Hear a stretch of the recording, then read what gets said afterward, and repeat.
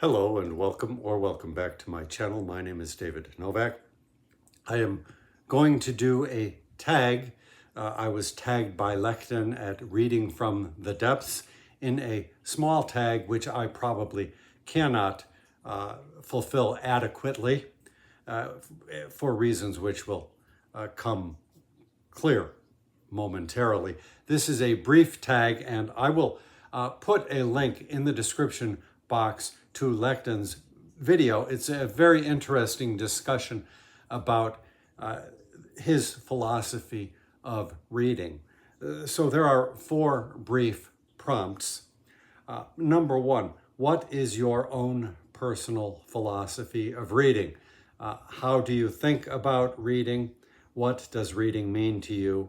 How does your reading life affect your non-reading life, etc.?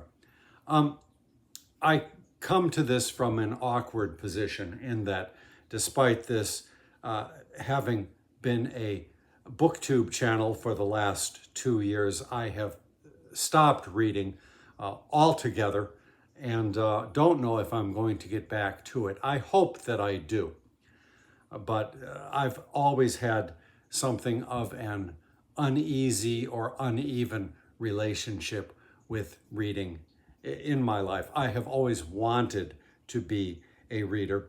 Probably the one, the aspect of the question, how does your reading life affect your non-reading life? That is possibly the one that I could relate to most easily, because when I read some kind of a book, whether it is nonfiction or fiction, I immediately notice all kinds of connections between what I have been reading and my real life. My interpretations of the world sometimes come through that filter. So a year ago, a little more than a year ago, I read Tolstoy's War and Peace, a fiction work, but one with a, I guess, philosophical underbelly pertaining specifically to the philosophy of history. And so now, whenever I am interpreting historical facts, I see, for example, Tolstoy's Napoleon in my mind's eye. 2. When did you first come to think of yourself as a reader? Well, as I say, since the earliest days, I wanted to be a reader.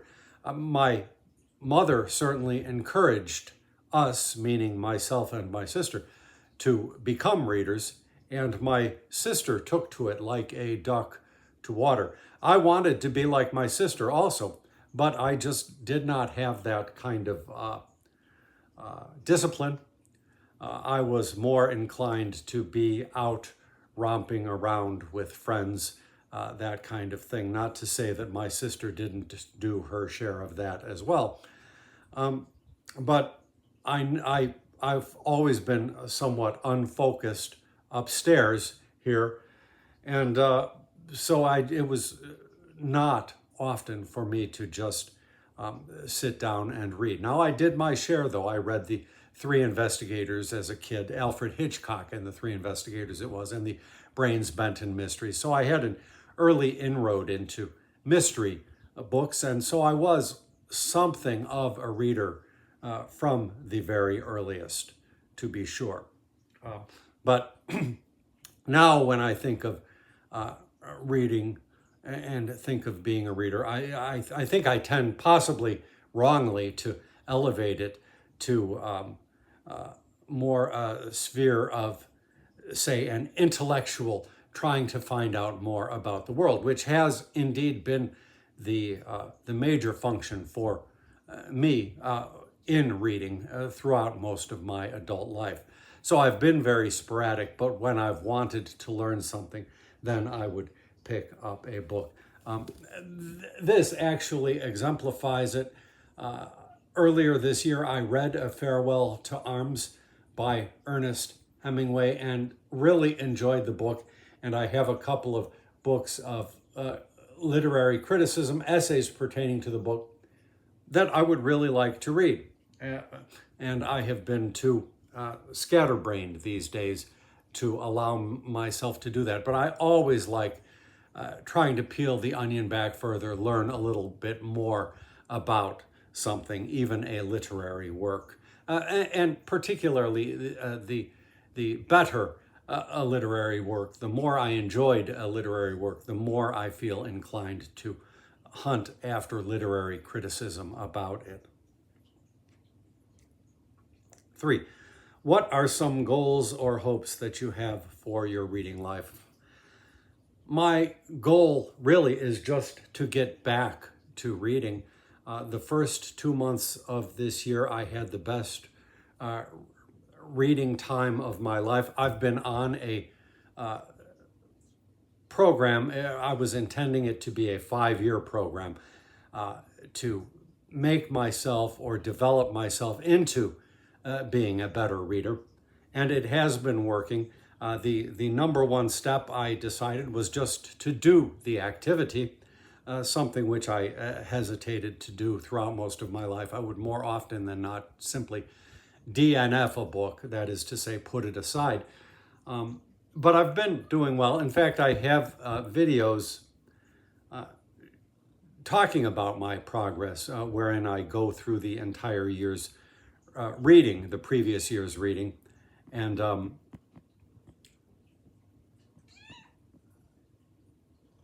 please don't, no.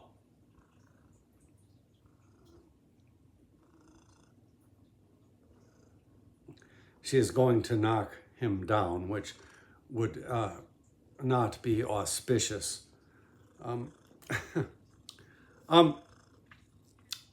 There goes that train of thought. So my real goal would just be to get back to reading, if possible. With the advent of fascism in the United States, my country, I have decided to keep my attention focused upon the current events. I would rather not be living in a country which builds concentration camps, which abducts people without any kind of due process and spirits them away to concentration camps, or who knows where else these missing people have been taken to. This current regime is not credible. It has many connections with human traffickers and the like. So I have only ominous feelings about all of these events presently occurring in my country. And so I don't want to take myself away from them. But on the other hand, I don't want to focus upon them so deeply, such as by reading a book like The Cruelty is the Purpose, or whatever that book is. I don't want to read so deeply into it. I don't want to read a biography of any of the actors in this current so-called administration. So I want to keep my distaste at an arm's length. But like I say, I don't at the present want to pick up a book for purely entertainment purposes either. I would love to be reading this. I read her book in now I forget what, In a Lonely Place, or something like that, which follows follows the course of a serial killer, I think it was, in Los Angeles, in a sort of noir setting. And I didn't particularly like the book itself, but I liked the milieu, I liked the atmosphere.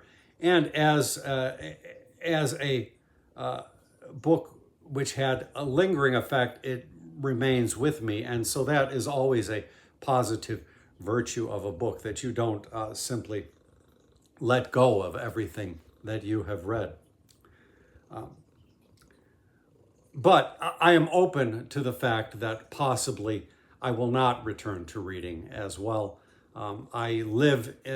My situation is different from many people. I live in an apartment with a lot of people who spend the majority of their time just laying around. That's all anybody does around here. And it is hard not to be influenced by that. What is part of your current reading life right now that is important or exciting for you? Well, as I say, I don't have a reading life right now. I have continued to pick up books. I picked up this new translation of Aristophanes. Aristophanes has been very dear to me as a comic playwright myself. I derived my chief inspiration from this, the Attic genre, if you will. It seemed particularly disposed to a democracy such as ours. Now that the democracy has failed,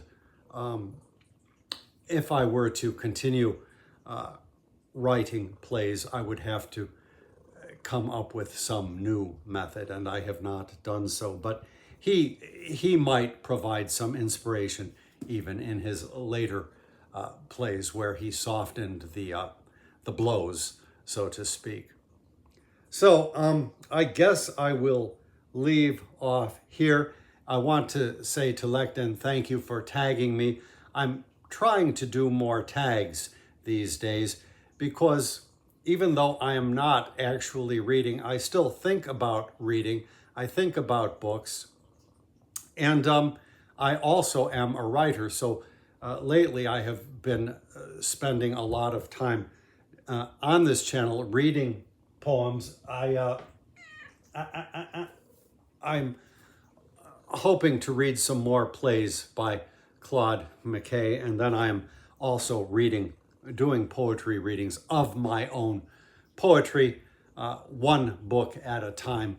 And I am hoping that by the time this project is finished, that is to say, I've gone through all of my books, I am hoping that this regime will have fallen, that I can get a haircut, and then just go back to living some kind of a normal life wherein reading is a part of that.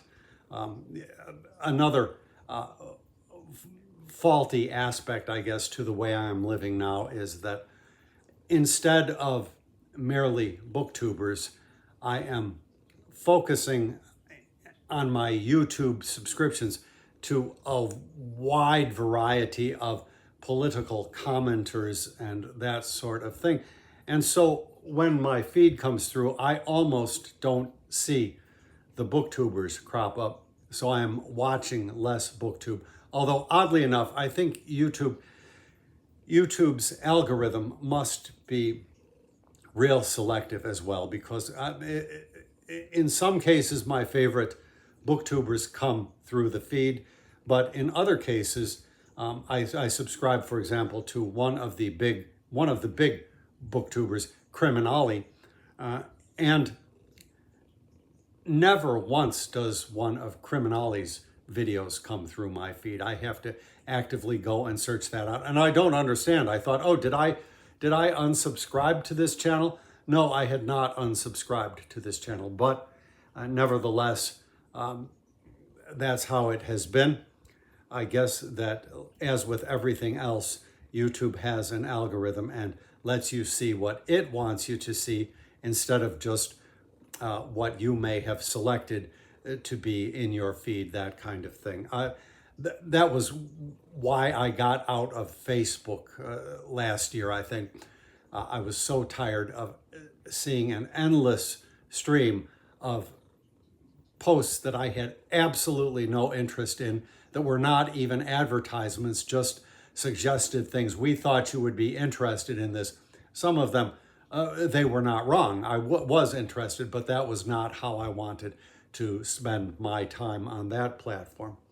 So I will leave off here. Again, thank you, Lekden, for tagging me. He said that there is no need to tag others in this tag video, but if I tag some people, I will put your names into the description box. Thank you very much for stopping by my channel.